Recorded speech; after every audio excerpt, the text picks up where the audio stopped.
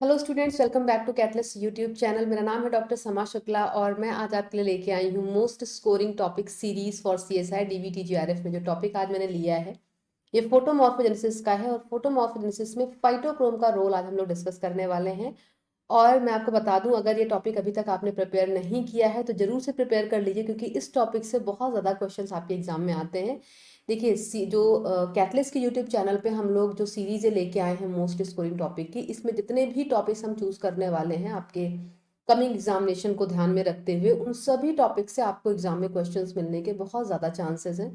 So please don't skip all these topics. इनको अगर आपने प्रिपेयर नहीं किया है अभी तक तो मेक श्योर अभी इन टॉपिक को ज़रूर से प्रिपेयर कर लीजिए।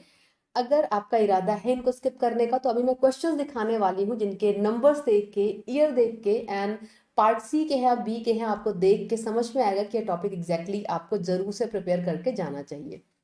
तो देखिए, आज हम लोग कवर करेंगे फोटोमॉर्फोजेनेसिस। काफी बड़ा टॉपिक है, कई सारे फोटो रिसेप्टर्स हैं जिनके बारे में हम डिटेल में डिस्कस करते हैं। बट आज के लेक्चर में मैं खुद को कन्फाइन करूंगी फाइटोक्रोम तक। फाइटोक्रोम के स्ट्रक्चर से की बात करेंगे, फाइटोक्रोम का जो लाइट से रिस्पॉन्स है उसकी बात करेंगे, और फाइटोक्रोम का रोल जो एग्जैक्टली प्लांट की ग्रोथ एंड डेवलपमेंट में है, इन तीन चीज़ों की बात करेंगे। ठीक है, आज के लेक्चर में जो कुछ भी टॉपिक मैंने लिया है, जो कुछ भी थ्योरी मैंने ली है, वो आपको जो स्क्रीन पे बुक दिख रही है कैटलिस्ट की, लाइफ साइंसेस की, fundamental of life sciences volume 1, यहाँ पे आपको पूरा कंटेंट मिल जाएगा डिस्क्रिप्टिव वे में। मैं अभी बीच में कुछ पीडीएफ आपको दिखाऊंगी भी जहाँ से मैंने चीज़ें ली हैं। एंड जो सेकंड बुक है आपकी, जो आई होप आपके पास में होगी, 95% बच्चों के पास में ये कैटलिस्ट की एमसीक्यू बुक जरूर होती है, एंड 80 to 85% बच्चों के पास ये थ्योरी बुक भी होती है। तो थ्योरी बुक और एमसीक्यू बुक अगर आपके पास दोनों है तो डेफिनेटली यहाँ से आप पीवाईक्यूज लेने वाले हैं और यहाँ से आप इसकी कॉन्सेप्ट सीखने वाले हैं। ये सबसे बेस्ट तरीका होता है, क्योंकि यहाँ पे कॉन्सेप्टुअल एक्सप्लेनेशन दिया है आपको, एक जगह पे सारी थ्योरी आपको दी है कि आप पढ़ेंगे और साथ में यहाँ पे आप क्वेश्चन सॉल्व करेंगे। ठीक है, और चूंकि यहाँ पे यूनिट वाइज क्वेश्चंस आपको मिलते हैं तो आपको परेशान भी नहीं होना होता है। प्लांट फिजियोलॉजी में आप गए, आपने देख लिया कि फाइटोक्रोम के कौन कौन से क्वेश्चन हैं और आपने उनको थ्योरी यहाँ से पढ़ी, उधर से आपने सॉल्व कर लिया। तो ये कंटेंट आप फॉलो कर सकते हैं लेक्चर्स की और बेहतर अंडरस्टैंडिंग डेवलप करने के लिए। अब देखते हैं, देखना ये है कि जो मैम ने बताया अभी कि टॉपिक ये इंपॉर्टेंट है, वो एग्जैक्टली कितना इंपॉर्टेंट है या मैम ऐसे ही कह रही है। तो चेक कर लेते हैं क्वेश्चंस के। आप देखेंगे नंबर सितंबर 22 का पेपर आप देख सकते हैं, पहला क्वेश्चन। दूसरा क्वेश्चन सितंबर 22 का, फिर डीबीटी जीआरएफ में क्वेश्चन आप देख सकते हैं। नेक्स्ट क्वेश्चन आप देखेंगे जून 21 का पेपर जो है। अगला क्वेश्चन आपको जून 19 में दिख रहा है। सारे क्वेश्चंस मैंने 4 मार्क्स वाले डाले हैं, 2 मार्क्स वाले क्वेश्चन भी और हैं जो आप सॉल्व करेंगे। बट अभी मैंने 4 मार्क्स वाले क्वेश्चन ज़्यादा डाले हैं, तो आप देख सकते हैं 16 में, 15 में, 16 में दोनों उसमें आया है क्वेश्चन, 15 में। तो आप देख सकते हैं कि अगर आपका इरादा था ये टॉपिक छोड़ने का तो आई होप अभी बदल गया होगा। ज़रूर से इस टॉपिक को प्रिपेयर कर लीजिएगा। चलिए फिर आगे बढ़ते हैं। तो इस टॉपिक में आप देखेंगे सबसे पहले थोड़ी सी पुरानी चीज़ें जो आप पढ़ते आ रहे हैं 9th 10th स्टैंडर्ड से, उनको रिकॉल करते हैं कि फोटोमॉर्फोजेनेसिस वर्ड आया था। कौन सा वर्ड आया था? फोटोमॉर्फोजेनेसिस। ठीक है, जैसे फोटोसिंथेसिस आप पढ़ते हो, इजंट इट? आप पढ़ते हो ना फोटोसिंथेसिस, और वैसे ही हम लोग पढ़ने जा रहे हैं फोटोमॉर्फोजेनेसिस। तो एक टर्म कॉमन है दोनों में। कॉमन टर्म आपको क्या दिख रहा है? यहाँ पे भी हमने फोटो की बात करी और यहाँ पे भी हमने फोटो की बात करी। मतलब जो सिंथेसिस थी वो लाइट के प्रेजेंस में हो रही थी, और जो मॉर्फोजेनेसिस थी, जो मॉर्फोजेनेटिकल चेंजेस थे, वो किसके प्रेजेंस में हो रहे हैं? लाइट के प्रेजेंस में हो रहे हैं, राइट? सॉरी। तो यहाँ पे सबसे पहले आपको क्या समझना है कि प्लांट और लाइट का एक बहुत ही म्यूचुअल, बहुत ही स्पेशल काइंड ऑफ रिलेशनशिप है कि लाइट की प्रेजेंस में प्लांट में बहुत सारे डेवलपमेंटल चेंजेस होते हैं, जिसके बिना प्लांट की ग्रोथ या प्लांट का डेवलपमेंट पॉसिबल नहीं है। अगर प्लांट को डार्क कंडीशन में रख दिया जाए, जो सन लविंग प्लांट्स हैं, तो उसमें आपको बहुत तरीके के चेंजेस देखने को मिलेंगे, या जो जिस तरीके का पैटर्न प्लांट की ग्रोथ का होना चाहिए वो आपको नहीं मिलता है। ठीक है, तो ये एक सिंपल से कॉन्सेप्ट है कि जो लाइट है वो प्लांट के ग्रोथ एंड डेवलपमेंट में बहुत इंपॉर्टेंट रोल प्ले करता है। अब अगर आप थोड़ा सा डिस्क्रिप्टिव जाएं तो आपको पता है कि जो प्रोसेस है किसकी, फोटोसिंथेसिस की, सभी ने पढ़ा है 9th 10th 12th BSc graduation, and आप सीएसआर के लिए आप पढ़ रहे हैं, है ना? फोटोसिंथेसिस की प्रोसेस है। अगर आप बात करें फोटोमॉर्फोजेनेटिक रिस्पॉन्सेस की, फोटोमॉर्फोजेनेटिक रिस्पॉन्सेस की आप बात करें, फोटोब्लास्टी की, फोटोब्लास्टी की आप बात करें, क्लोरोप्लास्ट मूवमेंट की मैं थोड़े से रिस्पॉन्सेज यहाँ पे आपको लिख के बता रही हूँ क्लोरोप्लास्ट मूवमेंट की, ठीक है। तो ये मैंने कुछ सिंपल से, जिसमें बहुत सारी और प्रोसेस भी कनेक्ट आप कर सकते हैं, जो लाइट मीडिएटेड रिस्पॉन्सेज हैं। मतलब लाइट अगर है तो ही फोटोसिंथेसिस, लाइट डिपेंडेंट रिएक्शन नहीं होगी तो डार्क रिएक्शन ऑटोमेटिकली नहीं होगी। लाइट रिएक्शन से एटीपी एंड एडीपीएच बना, डार्क रिएक्शन में उसको CO2 के फिक्सेशन में यूज कर लिया गया। फोटोमॉर्फोजेनेटिक रिस्पॉन्सेज है, चाहे स्टेम का ग्रोथ का इनिबिशन हो या सीड जर्मिनेशन की प्रोसेस, सब कुछ डिपेंडेंट है लाइट पे। फोटोप्लास्ट भी जो कई सारे सीड में आपको लाइट डिपेंडेंट सीड जर्मिनेशन देखने को मिलता है, नहीं होगा अगर लाइट नहीं होगी। क्लोरोप्लास्ट का मूवमेंट जो कम लाइट में या ज्यादा लाइट में क्लोरोप्लास्ट का जो मूवमेंट है वो तभी होगा जब लाइट की अवेलेबिलिटी होगी, ठीक है। तो ये सारे जो रिस्पॉन्सेज है वो कहीं ना कहीं प्लांट और लाइट के इंटरेक्शन को रिप्रेजेंट कर रहे हैं। अब अभी हम खुद को कन्फाइन करने वाले हैं फोटोमॉर्फोजेनेटिक रिस्पॉन्सेज पे, जिनमें एक स्लाइड जो आपको स्क्रीन पे दिख रही है, ये एग्जैक्टली काफी इंपॉर्टेंट वाला रिस्पॉन्स है जो हमें different kind of photo receptor के रिस्पॉन्स में देखने को मिलता है, and that is all about seed germination. Light होगी तो सीड जर्मिनेशन होगा। बहुत सारी रिक्वायरमेंट हैं एक सीड को जर्मिनेट करने के लिए, चाहे वो लाइट की अवेलेबिलिटी हो, मॉइस्चर की अवेलेबिलिटी हो, ऑक्सीजन की अवेलेबिलिटी हो या प्लांट हार्मोन्स हो, बट जो फोटो रिसेप्टर्स हैं इनका भी इंपॉर्टेंट रोल होता है इस सीड जर्मिनेशन को मीडिएट करने में। तो पहले हम लोग समझेंगे कि भाई फोटोमॉर्फोजेनेसिस है क्या। तो फोटोमॉर्फोजेनेसिस एक बिल्कुल सिंपल सा फिनोमेनन हम यहाँ पे डिस्क्राइब कर सकते हैं कि जब लाइट का एक्सपोजर होता है, मतलब लाइट प्लांट्स पे आ रही होती है, इस तरीके से एक प्लांट बना लेते हैं, है ना। तो प्लांट्स में हमें कई सारे मॉर्फोलॉजिकल चेंजेस देखने को मिलते हैं, एज वेल एज कई सारे सेल मेटाबॉलिज्म में चेंजेस हमें देखने को मिलते हैं। तो इन सभी रिस्पॉन्सेस को हम लोग फोटोमॉर्फोजेनेटिक रिस्पॉन्स बोलते हैं। इनमें जो फिनोटिपिक लेवल पे जो एक्सप्रेशन हमें एग्जैक्टली देखने को मिलता है, उसमें हम दो रिस्पॉन्सेस को अभी आगे डिस्कस करेंगे, जिसमें हम लोग लीफ एक्सपेंशन को डिस्कस करेंगे और हाइपोकोटाइल इलोंगेशन के इनहिबिशन की स्टोरी डिस्कस करेंगे, जिसको बेसिकली फोटोमॉर्फोजेनेटिक रिस्पॉन्स में रखा गया था, ऑल्दो और भी बहुत सारे हैं, ठीक है।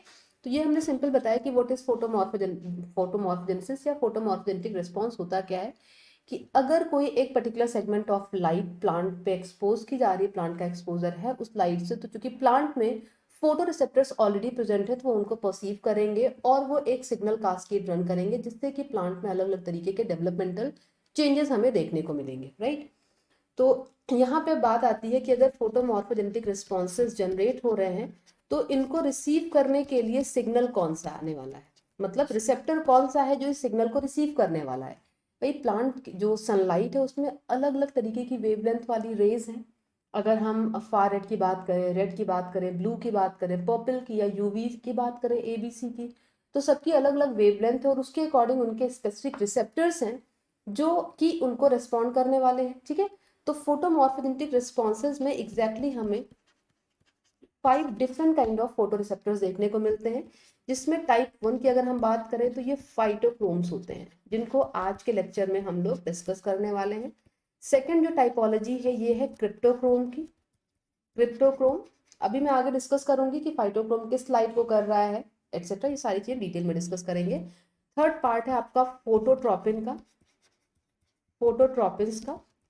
फोर्थ फैमिली है जेटल्यूब फैमिली है, जिसमें भी आपको कुछ स्पेसिफिक रिस्पॉन्सेज देखने को मिलते हैं। एंड फोर्थ जो एक रिसेंटली डिस्कवर्ड फोटो रिसेप्टर है, जो आपको अगर पुरानी एडिशन की बुक आप कोई फॉलो कर रहे हैं तो वहां पे आपको नहीं मिलने वाला है, and that is known as UVR8 receptor, जो एग्जैक्टली यूवी लाइट को रेस्पॉन्ड करने वाला है। तो ये 1, 2, 3, 4 and 5 kind of photo receptors आपको देखने को मिलेंगे, जिसमें आज के लेक्चर में हम लोग कवर करने वाले हैं इस फाइटोक्रोम की स्टोरी को, ठीक है।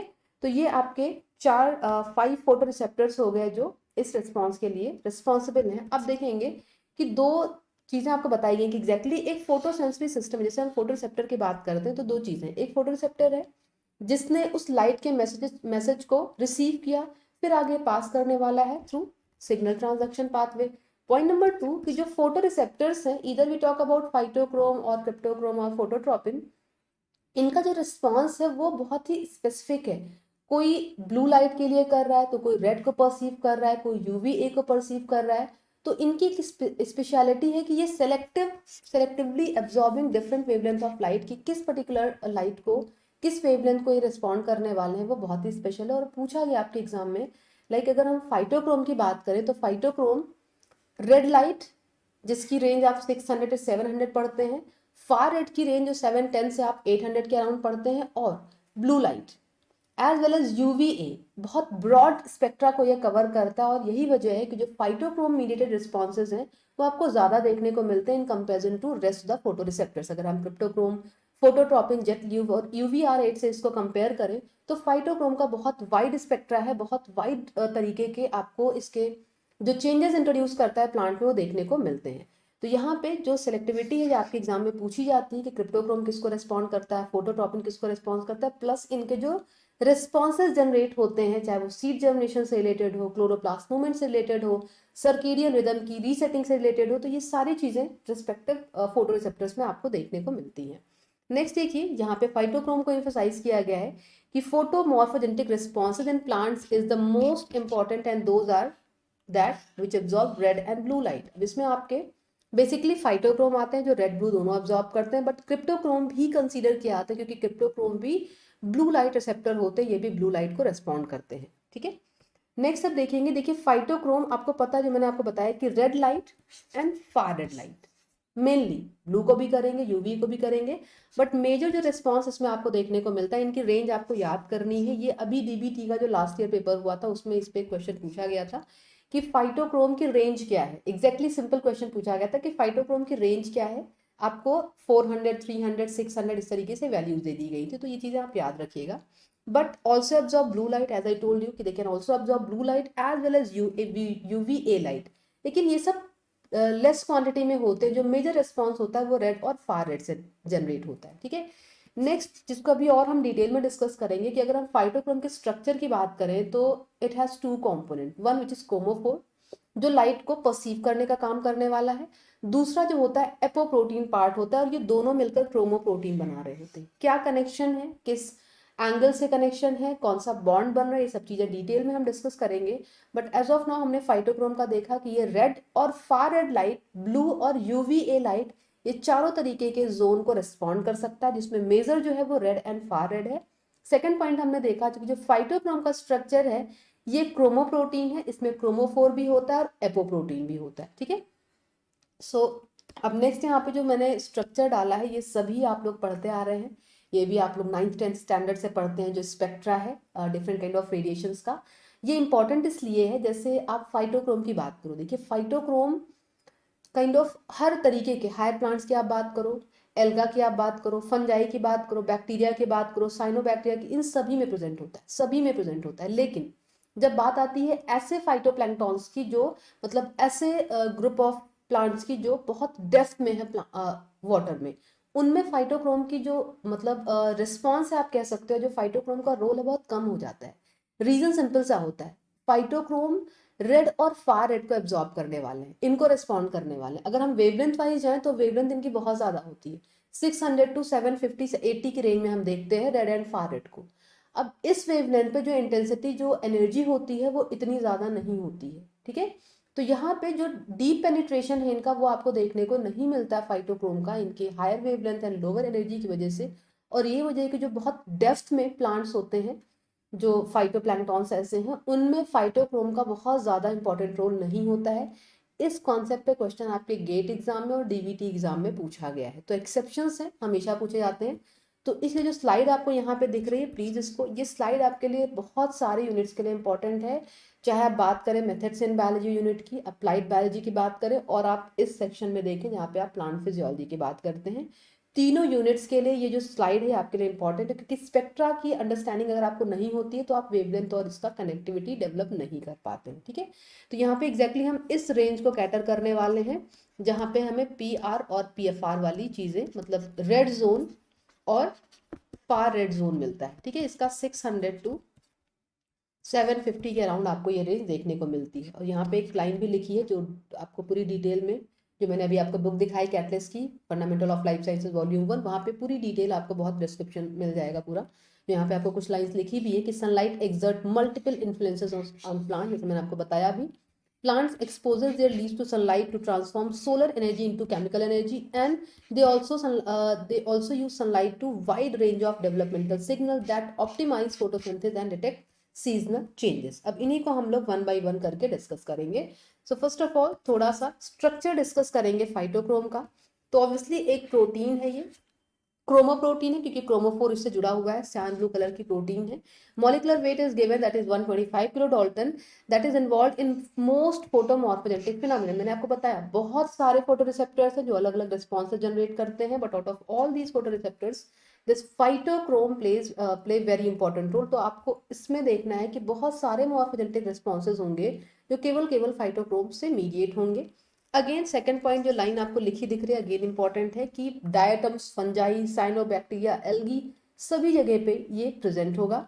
एंड नेक्स्ट पॉइंट जो मैंने अभी आपको एलेबरेट करा कि जो बहुत डेप्थ पे फाइटोप्लैंक्टॉन्स हैं उनके लिए इसकी यूटिलिटी बहुत ज़्यादा नहीं होती है। नेक्स्ट स्लाइड बहुत इंपॉर्टेंट है, स्क्रीनशॉट ले लीजिएगा और पूरी इसकी जो डिटेल है वो आप बुक से जाके रीड कर सकते हैं।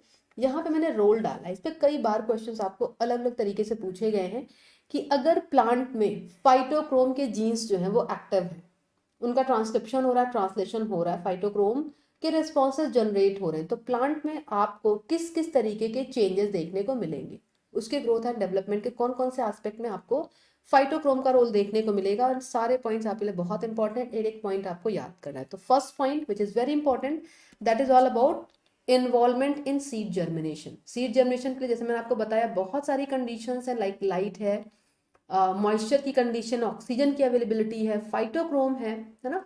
ये सारी चीज़ों के साथ साथ जो ये फाइटोक्रोम का रोल है वो भी बहुत इंपॉर्टेंट रोल प्ले करता है क्योंकि लाइट का वो पर्टिकुलर सेगमेंट फाइटोक्रोम तक पहुंचना चाहिए। तो सीड जर्मिनेशन फर्स्ट रोल है। सेकेंड रोल है promotion of growth, overall growth development में रोल इसका मिलेगा। डी इटियोलेशन की प्रोसेस में भी आपको एक्सप्लेन करने वाली हूँ कि एग्जैक्टली डी इटियोलेशन होता क्या है।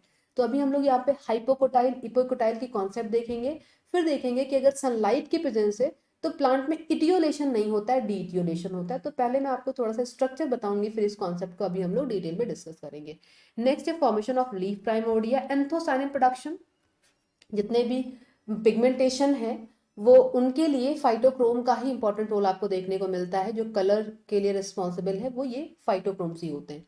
नेक्स्ट है development of primary leaves, inhibition of internode elongation and flowering. बहुत इंपॉर्टेंट रोल है कि जो इंटरनोडल एलोंगेशन है या स्टेम की ग्रोथ है उसको इनहिबिट करने का एक प्रॉपर लेवल पे ये काम इस फाइटोक्रोम से मीडिएट होता है।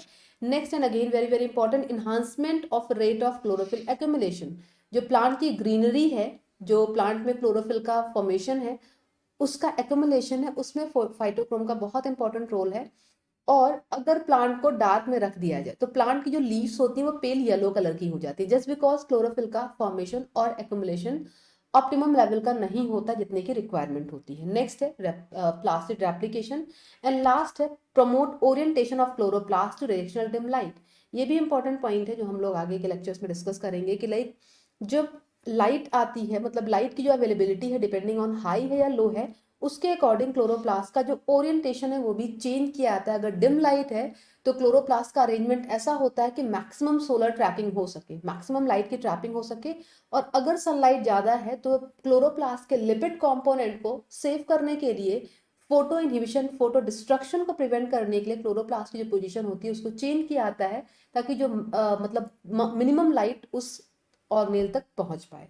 ठीक है, अब सबसे पहला एस्पेक्ट देखेंगे जो हम लोगों ने देखा, that was all about seed germination, क्योंकि सीड जर्मिनेशन से ही जुड़ी है कहानी पूरी। डी इटियोलेशन एंड जो इनहिबिशन आपको देखने को मिलता है हाइपोकोटाइल इलॉन्गेशन में। तो फर्स्ट ऑफ ऑल यहाँ पे मैंने कुछ कंडीशंस डाली हैं जो आप बहुत पहले से पढ़ते आ रहे, बट यहाँ पे कुछ डिटेल में हम लोग इसको समझेंगे। लाइक सीड जर्मिनेशन का जो फिनोमिनन होता है जिससे कि सीड मतलब प्लांट ग्रोथ की पहली स्टेप शुरू होती है, प्लांट बनने की पहली स्टेप शुरू होती है। तो आप सभी को पता है कि एम्ब्रियो होता है ना, जिसके बाहर आप सीड की बात करते हैं जो सेकंड कवरिंग है, और उसके बाहर आप फ्रूट की बात करते हैं, है ना। तो सीड जब जर्मिनेट करता है तभी प्लांट बनने की प्रोसेस शुरू होती है, फाइन। तो यहाँ पे अब सीड जर्मिनेट कब करेगा? सीड जर्मिनेट करने के लिए there are few situation, few circumstances वो फेवरेबल होंगी तभी सीड जर्मिनेट करेगा, नहीं तो सीड सॉइल में डोरमेंट पड़ा रहेगा। ठीक है, उससे प्लूम्यूल बनना, रेडिकल बनने की जो प्रोसेस है या जो लीफ बनने की, स्टेम बनने की जो पूरी प्रोसेस है वो रुकी रहेगी, फूड का मोबिलाइजेशन नहीं होगा और प्लांट डेवलपमेंट की प्रोसेस रुक जाएगी। फाइन। तो यहाँ पे मैंने कुछ कंडीशंस डाली है। Condition number 1 is temperature, note कर लीजिएगा, सारे पॉइंट्स इंपॉर्टेंट है। Condition number 2 is again very very important, moisture. Moisture की भी अवेलेबिलिटी बहुत इंपॉर्टेंट होती है। अगर ड्राई कंडीशन है तो वहां पे भी सीड का जनरेशन नहीं होगा, ठीक है, सीड डॉर्मेंट फेज में रहेगा। Third and important point is availability of O2। कई बार क्या होता है, अगर आपने बचपन में किया हो ऐसा कि आपने सीड लिया और आपने उसको सॉइल में बहुत अंदर डाल दिया, बहुत अंदर अगर आप सॉइल को मतलब सॉइल में सीड को डाल देते तो भी सीड जर्मिनेट नहीं करता है। दो रीजन होते हैं। First reason lack of oxygen, और जो जितनी भी यूटिलिटी जितनी भी रिक्वायरमेंट है उतनी ऑक्सीजन अवेलेबल नहीं होती है। दूसरी चीज, जब सीड जर्मिनेट करता है तो वो सॉइल को थोड़ा पुश करके बाहर निकलने की कोशिश करता है। जो एपिकोटाइल और हाइपोकोटाइल का जो कॉटिलेडन्स होते हैं उनसे जब प्रोसेस स्टार्ट होती है तो एपिकोटाइल सरफेस को क्रॉस करके जब बाहर निकलने की कोशिश करता है तो अगर आपने बहुत डाला है तो वो फोर्स जनरेट नहीं हो पाता है, ठीक है। तो एक ऑप्टिमम कंडीशन होती है, तभी सीड में जनरेशन आपको देखने को मिलता है। Third and most important point जो हम डिस्कस करने वाले हैं, यहाँ पे आपको सनलाइट दिखाया गया है, ठीक है। अब सनलाइट के पूरे पूरे सेगमेंट से हमें मतलब नहीं है। फाइटोक्रोम का किससे मतलब है? रेड एंड फार रेड से मतलब है ज्यादातर, बाकी ब्लू यूवी ए से भी है, बट इस पूरे पूरे जोन में चाहिए इसको रेड एंड फार रेड, वो इसको मिलेगा तो ये जर्मिनेशन की प्रोसेस को शुरू करेगा। क्योंकि जो एंडोजेनिक सिग्नल है, जो जेनेटिक कॉम्पोजिशन है अंदर, जो फोटो रिसेप्टर्स है, वो इसी जोन को रेस्पॉन्ड करने वाला है। Next and again very very important, जहाँ पे क्वेश्चंस मैंने मोस्ट स्कोरिंग टॉपिक में कुछ लेक्चर्स डाले भी इससे रिलेटेड, जो सीड जर्मिनेशन की प्रोसेस होती है वहां पे जिब्रालिन एक प्लांट हार्मोन है और इसके साथ ही साथ एब्सिसिक एसिड है। ये दो प्लांट हार्मोन है, एक पॉजिटिव वाला है एक नेगेटिव वाला है। मतलब प्लांट हार्मोन जो है जिब्रालिक एसिड, ये सीड जर्मिनेशन को सपोर्ट करने वाला है, एबी जो है ये सीड जर्मिनेशन को इनहिबिट करने वाला है। तो ये 5 कंडीशंस ऐसी हैं जो सीड जर्मिनेशन की प्रोसेस को कंट्रोल करने वाली है। इनकी ऑप्टिमम सिचुएशन होगी तभी सीड में जर्मिनेशन होगा। अब यहाँ पे अगर आप ध्यान से देखें तो कुछ स्ट्रक्चर्स आपको दिखाए गए। फर्स्ट ऑफ ऑल ये कॉटलिडन दिखाया गया है, ठीक है। ये रेडिकल बनने की प्रोसेस है जिससे रूटिंग स्टार्ट होती है, और ये आपको हाइपोकोटाइल बनने की प्रोसेस आपको दिखाई गई है, ठीक है। तो इसमें एग्जैक्टली प्लांट जो ग्रोथ का पैटर्न अभी की स्लाइड पे आपको दिख रहा है ये नॉर्मल है। नॉर्मल इन द सेंस कि जब सीड के लिए सारी कंडीशन सूटेबल हैं एंड लाइट भी प्रॉपर अवेलेबल है, तो हम क्या बोल सकते हैं? Light grown seedling. Light grown seedling कि जो सीडलिंग है ये लाइट की प्रेजेंस में ग्रो हो रही है। अगर लाइट को यहाँ से हटा, या अगर हम डार्क कंडीशन की बात करें तो वहां पे इस तरीके की सिचुएशन आपको देखने को नहीं मिलेगी। और डार्क ग्रोन सीडलिंग के लिए हम लोग इटियोलेटेड ग्रोथ वर्ड यूज करते हैं। लाइट ग्रोन सीडलिंग के लिए हम लोग फोटोमॉर्फोजेनेटिक चेंजेस इंट्रोड्यूस करते हैं कि फोटोमॉर्फोजेनेटिक रिस्पॉन्सेस से सीड में जर्मिनेशन हो रहा है, जिसको हम लोग फोटोमॉर्फोजेनेसिस बोलते हैं। और जब लाइट नहीं है या डार्क मीडिएटेड ग्रोथ आप देखते हैं तो उसको हम स्कोटोमॉर्फोजेनेटिक चेंजेस बोलते हैं, ठीक है। तो D etiolated growth in presence of light, etiolated growth in absence of light और इन डार्क कंडीशन, ठीक है। बहुत सिंपल सी चीजें हैं, ये सारे पॉइंट्स क्लियर करते चलिएगा। तो यहाँ पे देखिए एक सिंपल सा मैंने सीडलिंग की स्ट्रक्चर आपको शो करी है, जिससे आपको कनेक्टिविटी डेवलप हो कि कैसे चीजें हो रही है। तो ये आपको कॉटलेडन दिख रहा है, ये सीडलिंग की ग्रोथ आपको दिख रही है। अब कुछ इस तरीके का स्ट्रक्चर होगा, ये प्राइमरी लीफ बनना शुरू होगी और ये कॉटलेडन एक्सपोज हो जाएंगे और स्टेम एलोंगेशन की प्रोसेस, लीफ बनने की प्रोसेस शुरू हो जाएगी। तो यहाँ पे कुछ स्ट्रक्चर्स हैं जिनके कुछ स्पेसिफिक नाम बहुत सिंपल हैं, बट इनको आपको थोड़ा सा समझना होगा तभी आप स्टोरी को समझ पाएंगे, ठीक है। तो ये कॉटलेडन वाला पार्ट है। अब अगर आप मोनोकॉट की बात करते हो तो सिंगल कॉटलेडन होता है, डाइकॉट की बात करते हो तो डेफिनेटली 2 कॉटलेडन आपको देखने को मिलता है, जैसे इस केस में this one and this one.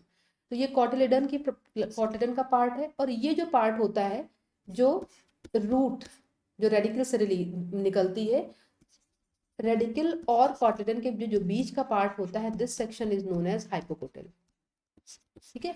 और रेडिकल इस कॉटिलिडन और इस लीफ के बीच का जो पार्ट होता है इसको हम बोलते हैं एपिकोटाइल, ठीक है। अब सीड का जब जर्मिनेशन होता है तो इसमें भी 2 तरीके से इसको एक्सप्लेन किया आता है, जिसको मैं थोड़ा सा ब्रीफ करूंगी यहाँ पे। एपीजियल एंड हाइपोजियल 2 कंडीशंस आप देखते हैं कि जो हाइपोकोटाइल यहाँ पे बन रहा है वो सॉइल सरफेस के बाहर है या अंदर है, तो उसके बेसिस पे सीड जर्मिनेशन को फर्दर डिवाइड किया गया है। यहाँ पे बेसिकली हमारा फोकस होगा कि जो हाइपोकोटाइल बन रहा है सीड जर्मिनेशन की प्रोसेस में, जो हाइपोकोटाइल बन रहा है, ये एग्जैक्टली मैं यहाँ पे लिख रही हूँ, कुछ लाइन नोट कर लीजिएगा कि जो हाइपोकोटाइल इलोंगेशन है, हाइपोकोटाइल इलोंगेशन है, ये इनहिबिट किया जाता है किसके प्रेजेंस में, फाइटोक्रोम के प्रेजेंस में, फाइटोक्रोम के प्रेजेंस में। इस पे आपके एग्जाम में कई बार अलग अलग तरीके के क्वेश्चंस पूछे गए हैं। तो जो फाइटोक्रोम है वो हाइपोकोटाइल इलोंगेशन को इनहिबिट करता है और स्टेम ग्रोथ को इनहिबिट करता है और इंटरनोडल इलोंगेशन को भी इनहिबिट करता है। सो यहाँ पे आपको सिंपल दिखाया गया है कि ये रेडिकल है जिससे रूट बनने की प्रोसेस है, ये आपको हाइपोकोटाइल दिखाया गया है। फिर सीडलिंग ग्रो होगा, ये सीड कोट है जो बाद में शेड ऑफ हो जाएगा, और ये आप देख सकते हैं दिस इज हाइपोकोटाइल रीजन, ये रूट फॉर्मेशन हो रहा है अगर नॉर्मल कंडीशन है। नॉर्मल मतलब लाइट ग्रोन सीडलिंग की अभी हम बात कर रहे हैं, डार्क ग्रोन में क्या होगा वो अभी आगे हम डिस्कस करेंगे। सो ये रूट बन रही है और ये कॉटलिडन है, यहाँ से प्राइमरी लीफ बनना शुरू होती है। ये क्वेश्चन भी आपके डीबीटीजीआरएफ एग्जाम में पूछा गया था, सीएसआर में भी एक बार 2 मार्क्स में पूछा गया था कि प्राइमरी लीफ बनने के प्रोसेस शुरू कहाँ से होती है, ठीक है। So this is epicotyl region and this is cotyledon and this is hypocotyl region. तो इस जोन के इनहिबिशन की हम बात करते हैं थ्रू फाइटोक्रोम, ठीक है। अब ये बात हो गई कि अगर सनलाइट अवेलेबल है, सनलाइट अवेलेबल है तो फाइटोक्रोम अपने एक्टिव फॉर्म में है तो ये रिस्पॉन्सेज जनरेट हो रहे हैं। बट अगर इसी प्लांट को डार्क कंडीशन में रखा जाए, ठीक है, तो वहां पे आपको प्लांट की मॉर्फोलॉजी में कंप्लीट चेंज देखने को मिलेगा, जो इस स्लाइड में आपको देखने को मिल रहा है कि sunlight inhibits stem growth and stimulate leaf expansion in growing seedling, and two of the several light induced phenotypic changes collectively known as photomorphogenesis। कि बहुत तरीके के हमने रेस्पॉन्सेज देखे, बट उन सभी रेस्पॉन्सेज में किसके लिए फोटोमॉर्फोजेनेसिस एग्जैक्टली जो आपको फिनोटिपिक चेंज देखने को मिल रहा है दो तरीके से। पहला जो स्टेम की ग्रोथ है, हाइपोकोटाइल का इलोंगेशन है वो सप्रेस होगा, दूसरा जो लीफ एक्सपेंशन है वो भी इंड्यूस होगा अगर फाइटोक्रोम डाला जाएगा। अगर फाइटोक्रोम की अवेलेबिलिटी होगी, फाइटोक्रोम एक्टिव फॉर्म में होगा, फाइटोक्रोम का रेस्पॉन्स मिलेगा, लाइट में सीड को ग्रो किया जाएगा, तो जो स्टेम की ग्रोथ है वो इनिबिट होगी, हाइपोकोटाइल इलोंगेशन इनिबिट होगा और जो लीफ है उसमें आपको एक्सपेंशन देखने को मिलेगा। लेकिन अगर इसी को डार्क कंडीशन में ग्रो किया जाए, अगर इसी सीड को डार्क कंडीशन में ग्रो किया जाए तो आपको देख सकते हैं आप पेल येलो कलर की लीफ देखने को मिल रही है। जो इलोंगेशन है हाइपोकोटाइल का वो भी आपको ज्यादा देखने को मिल रहा है, दिस वन आप देख सकते हैं। और ये येलोइंग लीफ भी हो रही है जस्ट बिकॉज क्लोरोफिल का जो एक्यूमुलेशन है वो नहीं हो रहा है। तो पेल येलो कलर की लीव्स होंगी, हाइपोकोटाइल का इलोंगेशन होगा जब डार्क कंडीशन होगी, ठीक है। तो यहाँ पे आप ये चेंजेस देख सकते हैं कि दिस इज, ये कब है, ये लाइट ग्रोन सीडलिंग हम बोल सकते हैं, this is light grown seedling and this is dark grown seedling, dark grown seedling, ठीक है। तो यहाँ पे आप देखिए grass grown in the light and crisp seedling grown in the dark, dark grown seedling exhibit elongation characterised by elongated hypocotyl. अगर phytochrome response मिल रहा था लाइट में तो हाइपोकोटाइल का इलोंगेशन सप्रेस हो रहा था, लेकिन अगर डार्क कंडीशन देखें तो इलोंगेटेड हाइपोकोटाइल आपको मिलेगा एंड लैक ऑफ क्लोरोफिल। तो ये 2 पॉइंट्स आपको हाईलाइट कर लीजिएगा, मार्क कर लीजिए, चीजें आपके एग्जाम में पूछी जाती हैं, ठीक है। नेक्स्ट पॉइंट देखिए, 2 टर्म आने वाले हैं, एक टर्म है स्कोटोमॉर्फोजेनेटिक, स्कोटोमॉर्फोजेनेसिस, एंड दूसरा टर्म है फोटोमॉर्फोजेनेसिस, फोटोमॉर्फोजेनेसिस, ठीक है। मैंने थोड़े से पॉइंट्स इनके डाले हैं यहाँ पे जो मैं आपको बता रही हूँ कि देखिए डेवलपमेंट इन द डार्क, अगर सीड का डेवलपमेंट डार्क में हो रहा है तो हम क्या वर्ड यूज करते हैं, स्कोटोमॉर्फोजेनेटिक और स्कोटोमॉर्फोजेनेसिस, और इसमें हम क्या बोलते हैं, इटियोलेटेड ग्रोथ। इटियोलेटेड ग्रोथ का मतलब सिंपल सा है lack of chlorophyll production and elongation of hypocotyl. आप क्या बोल सकते हैं कि इसको हम लोग इटियोलेटेड ग्रोथ भी बोलते हैं, जिसमें आपको मेजर 2 रेस्पॉन्सेज मिलते हैं। Response number 1 lack of chlorophyll, lack of chlorophyll, and response number 2 hypocotyl elongation, hypocotyl elongation. This condition is scotomorphogenetic condition, मतलब ये डार्क ग्रोन रेस्पॉन्स है, डार्क ग्रोन रेस्पॉन्स है, ठीक है। दूसरी कंडीशन है फोटोमॉर्फोजेनेटिक रेस्पॉन्स की, जहां पे हमें हम क्या बोलते हैं, D etiolated growth, D etiolated growth, इसमें भी हम 2 रिस्पॉन्स अगर इस तरीके से लिखें तो हम क्या लिख सकते हैं, यहाँ पे हम लिख सकते हैं chlorophyll accumulation, production and accumulation, and hypocotyl elongation inhibition। ठीक है, तो आई होप ये चीजें क्लियर हुई सभी लोगों को, ये सिंपल सी चीजें हैं। अच्छा, एक पॉइंट मैं आपको बता दूं, देखिए कोई भी थ्योरी जब आप पढ़ते हो, एक बहुत इंपॉर्टेंट चीज मैं आपको यहाँ पे बताऊंगी कि जब कोई भी कॉन्सेप्ट आप पढ़ रहे होते हो, अगर आपके पास उससे रिलेटेड कोई भी वीडियो आप देख रहे हो, कोई भी लेक्चर आप देख रहे हो, अगर उससे रिलेटेड कंटेंट आपके पास में नहीं होता है, तो आप लेक्चर कितना भी देख लो, आप चीज़ों को रिवाइज करने के लिए आपको कंटेंट चाहिए होता है, कॉन्सेप्ट को कोरिलेट करने के लिए आपको कंटेंट चाहिए होता है, क्योंकि इस स्लाइड में सारी चीज़ें इन्फॉर्मेशन एक जगह पे लेके आना पॉसिबल नहीं है। यहाँ से आप कॉन्सेप्ट समझ सकते हैं, बट कॉन्सेप्ट को रिवाइज करना, उसके अंडरस्टैंडिंग डेवलप करना, कोई नया क्वेश्चन आया उसको सॉल्व करने के लिए आपके पास कंटेंट होना ज़रूरी है। ठीक है, तो मैं आपको यहाँ पे बताना चाहूँगी, देखिए जितने भी टॉपिक मैंने लिए हैं आज के लेक्चर में, ठीक है, ये आप देख सकते हैं, जो कैटलिस्ट की बुक आपको यहाँ पे दिख रही है स्क्रीन पे, आई होप सभी लोगों को। जस्ट अ सेकेंड, इस बुक में आप देख सकते हैं सारे टॉपिक्स आपको मिल जाएंगे बहुत डिटेल में। जो कुछ भी मैंने आपको बताया है, ये इस बुक में जो आपको दिख रही है, fundamental of life sciences volume 1 की जो थियरी की बुक है, यहाँ पे सारे टॉपिक्स आपको मिल जाएंगे। इंडेक्स सेक्शन में जाएंगे तो यहाँ पे आपको दिख जाएगा कि इसमें लाइक प्लांट फिजियोलॉजी के अलावा ये सिलेक्टेड स्टूडेंट की पिक्स आपको दिख रही है। उसके बाद आपको यहाँ पे कंटेंट मिल जाएगा, टेबल ऑफ कंटेंट, यहाँ पे आप देख सकते हैं प्लांट फिजियोलॉजी का जो सेक्शन है 625 से 809, इसमें आपको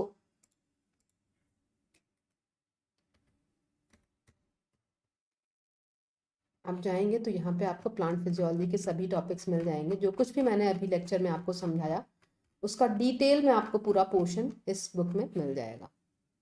ठीक है, तो यहाँ पे आप देख सकते हैं लाइक ये सारे पोर्शंस हैं। फोटोसिंथेसिस का चैप्टर पहले ये है, ये आप देख सकते हैं, ये इसका इंडेक्स पेज है, इसमें कौन कौन से टॉपिक दिए गए हैं ये आप देख सकते हैं, क्योंकि ये सारे टॉपिक्स ऐसे हैं इनसे बहुत सारे क्वेश्चंस आपके एग्जाम में आते हैं। कुछ मोस्ट स्कोरिंग टॉपिक्स सीधे मैंने लिया है, कुछ आगे मैं लूंगी। और तो यहाँ पे आप देख सकते हैं जो टॉपिक्स हैं, लाइक फर्स्ट चैप्टर आपका फोटोसिंथेसिस लाइट रिएक्शन का है, फिर फोटोसिंथेसिस डार्क रिएक्शन का है, आप देख सकते हैं, है ना। यहाँ पे फोटोसिंथेसिस फिजियोलॉजिकल कंसर्न, जो अलग अलग चेंजेस होते हैं, है ना, CO2 टेम्परेचर, उनके रिस्पॉन्स पे प्लांट कैसे रिएक्ट करता है। फोटोसिंथेसिस ट्रांसलोकेशन का चैप्टर है, रेस्पिरेशन का चैप्टर है, नाइट्रोजन मेटाबॉलिज्म है, फाइटो हार्मोन का चैप्टर आपको दिख रहा है, ग्रोथ इनहिबिटर, ग्रोथ प्रमोटर के टर्म में। फिर फोटोमॉर्फोजेनेसिस का चैप्टर है। तो अगर आप इससे रिलेटेड थ्योरी पढ़ना चाहते हैं तो आप इस चैप्टर में जाके पूरी डिटेल में आपको पूरी इन्फॉर्मेशन मिल जाएगी और सारे क्वेश्चन आपके बहुत आसानी से सॉल्व हो जाएंगे। पढ़ने को आप बहुत सारी रेफरेंस बुक भी पढ़ सकते हैं, but that take too much time. और आपको जितनी अपडेटेड एक जगह पे पूरी इन्फॉर्मेशन इस बुक में मिल जाएगी कंसाइज फॉर्म में, उतना आपको इन्फॉर्मेशन अगर आप 10 जगह सोर्स से कलेक्ट करेंगे तो उतना आसानी नहीं होगी। और इस बुक में सारी चीज़ें लगभग आपको अपडेटेड मिलती हैं। ये अभी लेटेस्ट एडिशन आपको 4th जो चल रहा है वो आप बाई कर सकते हैं, जहाँ पे आपको सारी चीज़ें मिल जाएंगी। तो यहाँ पे जो मैं कंटेंट आपको दिखा रही थी, मैं थोड़ा सा आपको दिखाना चाहूँगी यहाँ पे कि एग्जैक्टली कितना कुछ कंटेंट जो अभी हम लोगों ने पढ़ा वो किस तरीके से यहाँ पे दिया गया है। ठीक है, तो ये चैप्टर पे आ जाते हैं फटाफट से हम लोग। ये जब्रालिन वाली कॉन्सेप्ट दी है प्लांट हार्मोन की, उसके बाद ये चैप्टर आपका दिया गया है फोटोमॉर्फोजेनेसिस का, दिस वन, है ना। आप देख सकते हैं यहाँ पे बहुत अच्छे से सारी चीज़ें एक्सप्लेन की गई। जो कुछ भी मैंने अभी आपको बताया आप देख सकते हैं फोटोमॉर्फोजेनेसिस का जो एक्सप्लेनेशन है, क्या डेफिनेशन है, जो मैंने कंडीशंस अभी आपको बताई कि कंपैरिजन है डार्क ब्राउन सीडलिंग या लाइट ब्राउन सीडलिंग, या जो स्पेक्ट्रा है ये आपको दिया गया, प्लांट के फोटो रिसेप्टर्स हैं विद जो ग्राफ आते हैं वो सारी इन्फॉर्मेशन, कौन कौन से बाकी के जो फोटो रिसेप्टर्स है, फाइटोक्रोम, क्रिप्टोक्रोम, ये सारी चीज़ें, फाइटोक्रोम का रिवर्सिबिलिटी की जो प्रोसेस है ना, प्लस जो चेंजेस होते हैं लाइट के रेस्पॉन्स में, कैसे इसकी ओपनिंग क्लोजिंग होती है, प्लस अगर आप और देखें तो इनकी सिग्नलिंग जो बहुत इंपॉर्टेंट है। नेक्स्ट लेक्चर में वही कवर करने वाली, जो आपको ये डायग्राम दिख रहा है ये नेक्स्ट लेक्चर में आपको मिलने वाला है।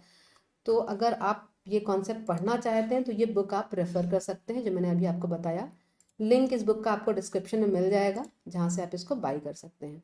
अब वापस आ जाएंगे हम लोग फिर से अपने कंटेंट में।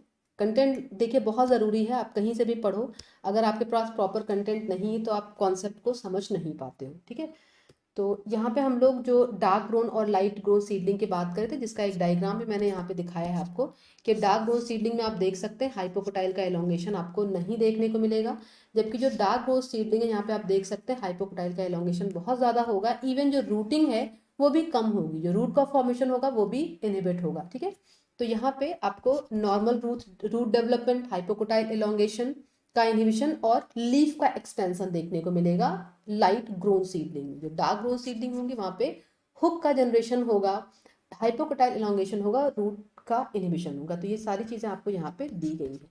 ठीक है, इसको याद रखिएगा, सारे कॉन्सेप्ट जो यहाँ पे मैंने अभी आपको बताया ये सब कुछ यहाँ पे मार्क किया गया है। अब थोड़ी सी स्टोरी डिस्कस करेंगे कि फाइटोक्रोम का फिजियोलॉजिकल, जो ये फाइटोक्रोम दो फॉर्म में एग्जिस्ट करता है, हम लोग बोलते हैं एक पीआर फॉर्म ऑफ फाइटोक्रोम और दूसरा पीएफआर फॉर्म ऑफ फाइटोक्रोम। मैंने कुछ कंटेंट डाला है इस बुक से यहाँ पे जो आप देख सकते हैं। ठीक है, तो पीआर पीएफआर फॉर्म में एग्जिस्ट करता है फाइटोक्रोम, और पीआर जो फॉर्म है ये कन्वर्ट हो जाता है पीएफआर फॉर्म में। पीएफआर फॉर्म में कैसे कन्वर्जन होता है, जब जो फाइटोक्रोम का रेड फॉर्म है ये जब रेड लाइट एब्जॉर्ब करता है ना। देखिए नाम से आप अगर आप याद रखें तो आपको स्टोरी समझ में आ जाएगी कि जो पी आर फॉर्म है ये रेड लाइट एब्जॉर्ब करता है 600 to 700 nm वाली, और ये कन्वर्ट हो जाता है पीएफआर फॉर्म में। And this PFR form is active form of phytochrome, but this PR form is inactive form. So what can we say, we can say like if PR form absorbs red light then it can convert into PFR form, जो कि active form होगा, जो different kind of photo morphogenetic responses के लिए responsible होगा। But यहाँ पे मैंने रिवर्सिबल का साइन लगाया। ऐसा क्यों लगाया, क्योंकि अगर PFR फॉर्म को फिर से मिल जाएगी फार रेड लाइट, अगर यहाँ पे फिर से फार रेड लाइट का एक्सपोजर किया जाएगा तो जो PFR फॉर्म है वो फिर से PR फॉर्म में कन्वर्ट हो जाएगा। अब ये प्रोसेस होती है नाइट टाइम पे, पीआर फॉर्म बनने की प्रोसेस होती है नाइट टाइम पे, एंड जो कन्वर्जन होता है पीआर से पीएफआर बनने का ये होता है डे टाइम पे। ठीक है, यहाँ पे वही सारे पॉइंट्स आपको दिए गए कि phytochrome exist in two forms actually, one is red light absorbing form that is known as PR form, and the second one is far red light absorbing form, and phytochrome is synthesised in the dark in the PR form. मैंने यहाँ पे आपको बताया कि जो phytochrome है ये PR form में सिंथेसाइज होता है और डार्क में सिंथेसाइज होता है, डे टाइम पे ये कन्वर्ट होता है पीएफआर फॉर्म में जो कि एक्टिव फॉर्म होता है। So absorption of red light by PR converts it to PFR, and absorption of far red slowly इसको कन्वर्ट बैक कर देता है पीआर फॉर्म में। और ये फोटो रिवर्सिबिलिटी का जो फिनोमिनन है वो आपको फाइटोक्रोम में देखने को मिलता है, जो एक स्पेशल करेक्टर है। अब यहाँ पे आपको फाइटोक्रोम का स्ट्रक्चर दिखाया गया है, प्लस फाइटोक्रोम में जो रिवर्सिबिलिटी की प्रोसेस आपको देखने को मिलती है वो क्यों होती है। भाई एक स्ट्रक्चर है, कुछ एटम्स जुड़े हैं, कुछ एलिमेंट्स आपस में जुड़े हैं और वो बॉन्ड से जुड़े हैं, कुछ एंगल उनके बीच में बन रहा है। तो जब इसके स्ट्रक्चर में चेंजेस होंगे तो ही आपको ये फोटो रिवर्सिबिलिटी की प्रोसेस दिखेगी कि पीआर फॉर्म के स्ट्रक्चर में कुछ चेंजेस होंगे जिससे वो पीएफआर फॉर्म में, और पीएफआर फॉर्म में फिर से चेंजेस होंगे तो पीआर फॉर्म में कन्वर्ट होगा। ठीक है, तो यहाँ पे आपको ये स्ट्रक्चर दिखाया गया कि दिस इज पॉलीपेप्टाइड पार्ट, जो एपोप्रोटीन पार्ट था, एपोप्रोटीन पार्ट था फाइटोक्रोम का, and this one is chromophore part जो लाइट को एब्जॉर्ब करने का काम करता है, जो लाइट को अब्जॉर्ब करने का काम करता है। अब यहाँ पे आप देखेंगे रेड लाइट अब्जॉर्ब हुआ पीएफआर फॉर्म में, और फार रेड लाइट अब्जॉर्ब किया, इसने फिर से पीआर फॉर्म में ये कन्वर्ट हो गया। ठीक है, यहाँ पे कुछ स्टोरी मैंने बताई जो इसकी स्ट्रक्चर से रिलेटेड है। जो फाइटोक्रोम है लार्ज डाइमेरिक प्रोटीन है, made up of two component, and each subnet content composed chromophore, हर एपोप्रोटीन के साथ आपको क्रोमोफोर मिलेगा, and the apoprotein and this मतलब whole structure is known as holoprotein. Simple सा है, जो क्रोमोफोर और एपोप्रोटीन दोनों पार्ट मिलकर बनाने वाले हैं। ठीक है, अब इसके बाद इसमें अगर हम लोग पॉलीपेप्टाइड स्ट्रक्चर को डिटेल में देखें तो पॉलीपेप्टाइड स्ट्रक्चर, देखिए पॉलीपेप्टाइड का मतलब सिंपल सा क्या है कि एक पॉलीपेप्टाइड है जिसमें एक एन टर्मिनस है और दूसरा सी टर्मिनस है। ठीक है, तो एन टर्मिनस पे कुछ डोमेन आपको देखने को मिलती हैं। This it is all about apoprotein part of phytochrome. Structure पे क्वेश्चंस पूछे गए डिटेल में, तो पढ़ के जाइएगा, समझ के जाइएगा। ठीक है, तो ये एपोप्रोटीन पार्ट है फाइटोक्रोम का, जिसमें आपको ये एन टर्मिनल डोमेन दिखाई गई और ये सी टर्मिनल डोमेन दिखाई गई है। अब एन टर्मिनल डोमेन में कुछ सेगमेंट आपको मिलते हैं, सी टर्मिनल डोमेन में कुछ सेगमेंट मिलते हैं, और उनके कुछ रेस्पेक्टिव रोल होते हैं। ठीक है, तो यहाँ पे आप देखेंगे पीएएस डोमेन है, जीएएफ डोमेन है, एंड पीएचवाई डोमेन है जो कि एन डोमेन से जुड़ी है, और इसी के साथ पीआरडी डोमेन है जो कि पीएएस रिलेटेड डोमेन जिसको हम बोलते हैं। इसको क्या बोलते हैं, पीएएस रिलेटेड डोमेन। PRD, ठीक है, रिलेटेड डोमेन। और इसी के साथ एक HKRD डोमेन है जिसको हम क्या बोलते हैं, histidine kinase related domain, histidine kinase related domain, related domain, ठीक है। और ये यहाँ पे मैंने देखिए, ये बुक में भी आपको कंटेंट मिलेगा, ये साइनोबैक्टीरिया का दिखाया गया, ये बैक्टीरिया का, और ये फाइटोक्रोम का, एग्जैक्टली ये प्लांट फाइटोक्रोम है। तो ये वाला स्ट्रक्चर मेनली आपको फोकस करना है, ठीक है। अब ये जो स्ट्रक्चर्स हैं इन्हीं में आपको चेंजेस, मतलब ये एग्जैक्टली फाइटोक्रोम के एसोसिएशन के लिए रिस्पॉन्सिबल होते हैं, क्योंकि जो क्रोमोफोर पार्ट है वो इसी से, हिंज रीजन से, इसी से जाके कनेक्ट होता है एक पर्टिकुलर काइंड ऑफ बॉन्ड से। इसका पूरा डिस्क्रिप्शन यहाँ पे आपको दिया भी गया है कि there is only one chromophore per monomer of protein and it is attached to protein by thioether linkage. पूछा गया आपके एग्जाम में कि how chromophore and apoprotein are connected, ठीक है, किस इंटरैक्शन से दोनों आपस में जुड़े हुए हैं, कैसे बनती है फाइटोक्रोम का क्रोमोफोर पार्ट, वो आपको यहाँ पे बताया गया है, किस पर्टिकुलर पार्ट में बनता है, साइटोसॉल में कैसे मूव होता है, वो सारी डिस्क्रिप्शन यहाँ पे आपको दिया गया। चीजें सिंपल है जो आप मेमोराइज करेंगे, कॉन्सेप्ट है कि ये प्रोसेस हो कैसे रही है, और ये चीजें आपको मेमोराइज करनी है, ठीक है। तो यहाँ पे स्टेप्स भी गिवन है कि कैसे ये N terminal domain C terminal domain से कनेक्ट होकर पूरे पूरे फाइटोक्रोम का ऑर्गेनाइजेशन लीड करती है, और कैसे इनमें चेंजेस होते हैं जब ये PR से PFR फॉर्म में कन्वर्ट होता है। तो एक सिंपल सी कहानी यहाँ पे आपको दिखाई गई है, जहाँ पे आप देख सकते हैं कि जब ये सिस आइसोमर फॉर्म या PR form of cytochrome convert होता है PFR फॉर्म में, तो दो तरीके के चेंजेस यहाँ पे आपको देखने को मिलते हैं। एक चेंज जो आपको इस कार्बन 14 और 15 के बीच जो सिंगल बॉन्ड है उसमें रोटेशन होता है, और जो 15 और 16 के बीच जो डबल बॉन्ड है उसमें आपको चेंज देखने को मिलता है, और ये दोनों चेंज रिस्पॉन्सिबल होते हैं इस PR फॉर्म को PFR फॉर्म में कन्वर्ट करने के लिए, ठीक है। तो आज के लेक्चर में हम लोगों ने बेसिकली 3-4 टॉपिक कंप्लीट करे। फर्स्ट की फाइटोक्रोम्स होते क्या हैं, फोटोमॉर्फोजेनेसिस का फिनोमिनन क्या होता है, फाइटोक्रोम का स्ट्रक्चर क्या है एग्जैक्टली, और फाइटोक्रोम का रोल क्या है।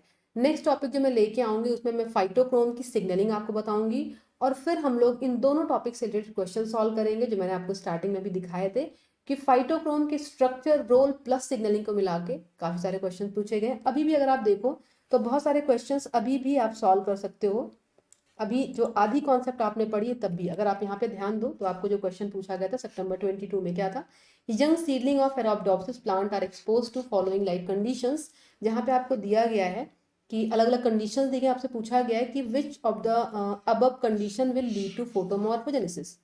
अब आपने जो पढ़ा अभी मेरे साथ कि जब PR फॉर्म एब्जॉर्ब करता है रेड लाइट तब ये कन्वर्ट होता है PFR फॉर्म में, और PFR फॉर्म क्या है, एक्टिव फॉर्म है।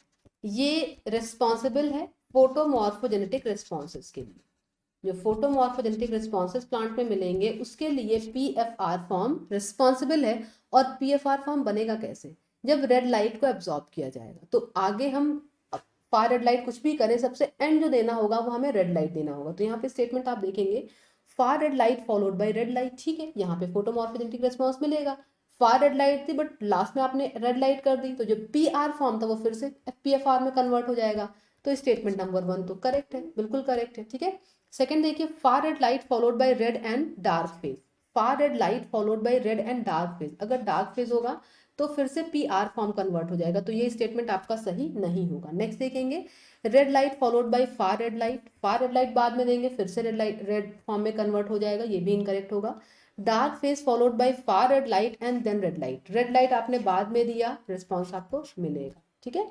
Far red light followed by dark phase and then red light, यहाँ पे भी रिस्पॉन्स मिलेगा क्योंकि एंड में आपने फिर रेड लाइट दी, तो PR फॉर्म फिर से PFR में कन्वर्ट हो जाएगा। लास्ट है red light followed by dark phase and then far red light last में देंगे तो PR फॉर्म हमें फिर से मिल जाएगा जो कि इनएक्टिव फॉर्म है और हमें फोटोमॉर्फोजेनेटिक रिस्पॉन्स नहीं मिलेगा। तो condition number 1, condition number D and condition number E में हमें फोटोमॉर्फोजेनेटिक रिस्पॉन्स मिलेगा, तो ऑप्शन D आपका करेक्ट हो जाएगा। ऐसे और भी कई सारे स्टोरी आपको, कई सारे क्वेश्चंस और आपको सॉल्व कर पाएंगे आप इन्हीं पूरी स्टोरी से।